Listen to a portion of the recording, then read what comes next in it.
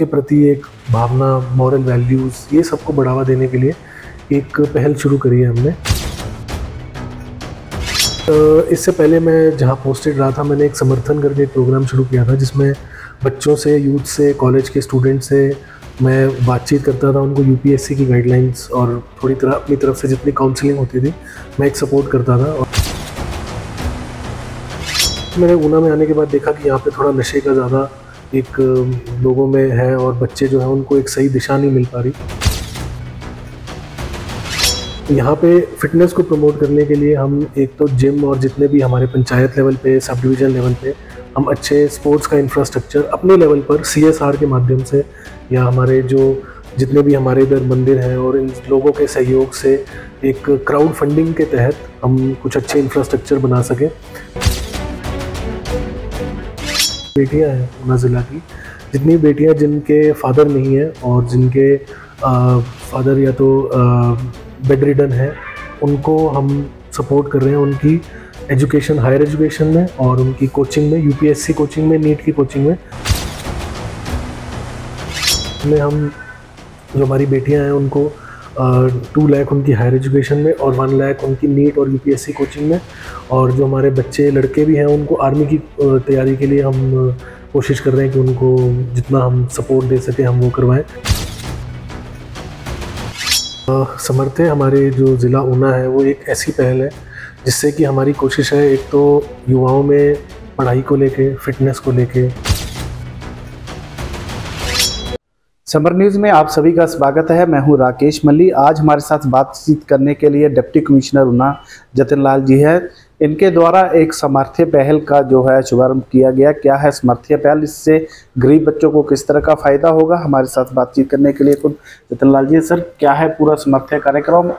इसको शुरू करने के लिए सोच मन में कैसे आई कि समर्थ्य जो है इसको धरातल पर उतारा जाए?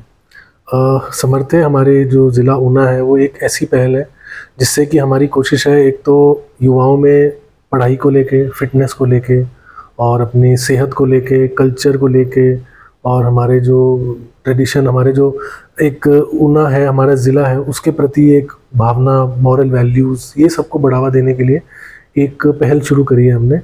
जो ये समर्थ्य है, ये इससे पहले मैं जहाँ पोस्टेड रहा था, मैंने एक समर्थन करके एक प्रोग्राम शुरू किया था, जिसमें बच्चों से, यूथ से, कॉलेज के स्टूडेंट से मैं बातचीत करता था। उनको यूपीएससी की गाइडलाइंस और थोड़ी तरह अपनी तरफ से जितनी काउंसलिंग होती थी, मैं एक सपोर्ट करता था। और अपना एक मैंने व्हाट्सएप ग्रुप भी चलाया था, जिसमें अभी भी वो हम उसको मैं इंश्योर करता हूँ कि बच्चों को जो भी हेल्प चाहिए हो उनकी प्रिपरेशन में, मैं जितना भी टाइम मिले मैं कर सकूँ।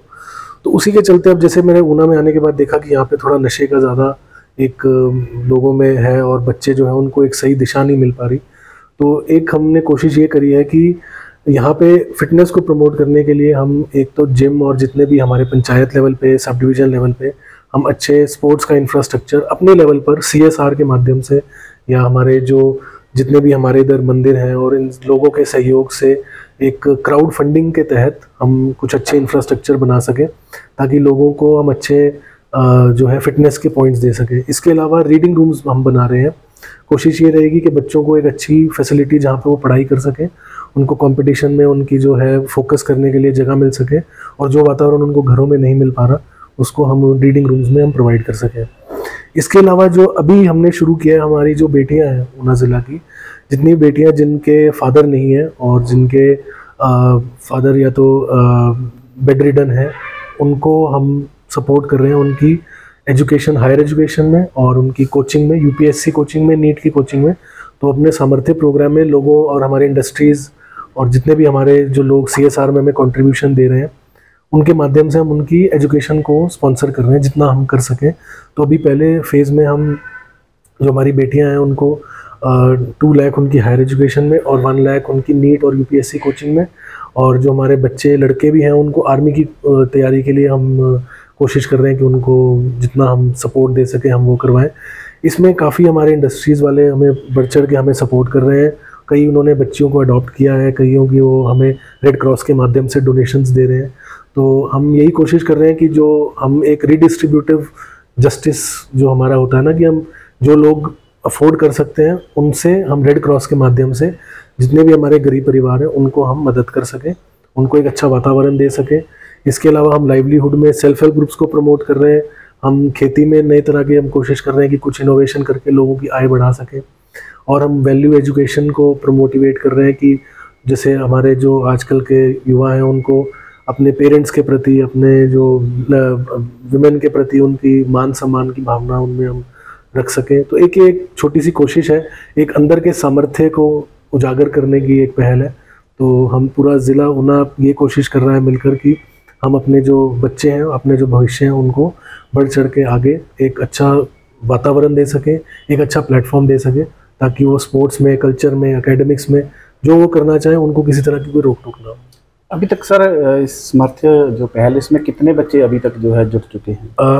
हमारे पास तकरीबन 50 एप्लीकेशन आई थी, जिसमें से 26-27 एप्लीकेशंस तो हमारी रिकमेंड हो गई हैं, जिनकी अब हम जल्दी जो फीस वगैरह का जो भी होगा हम शुरू करवा के उनकी फ़ीस को हम स्पॉन्सर कर देंगे।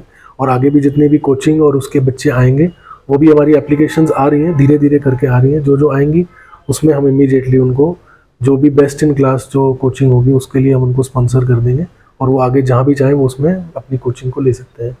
सर ऊना जिला देखा जाए तो बॉर्डर के साथ सटा हुआ है, तो जहाँ पर अक्सर देखा जाता है कि युवा पीढ़ी है वो नशे की तरफ ज़्यादा जो है अक्सर प्रभावित होती है। तो युवा पीढ़ी को इस ओर लाने के लिए और खेलों की तरफ ध्यान लाने के लिए प्रशासन द्वारा क्या कदम उठाए जा रहे हैं? जैसे कि आप जानते हैं कि हमारे माननीय मुख्यमंत्री जी का एक बहुत ही अच्छी उन्होंने पहल की थी सुखाश्रय में, और उनका हमेशा से मोटिव रहा है कि जो भी पिछड़ा वर्ग है, जो भी ऐसे लोग हैं जो नशे में ग्रस्त हैं, उन सबको हमने अपनी तरफ से मदद करनी है।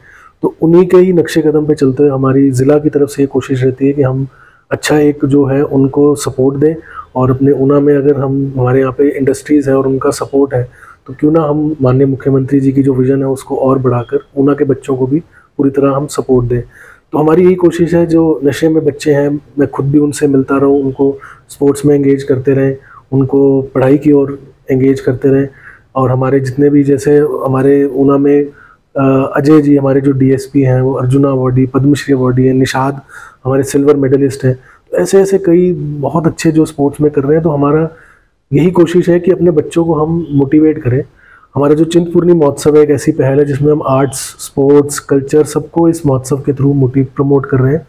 हम इसमें हमारा सुखाश्रय दिवस भी मनाएंगे, हम इसमें अपना वृद्धजन दिवस भी मनाएंगे, इसमें हम दिव्यांग दिवस भी मना रहे हैं।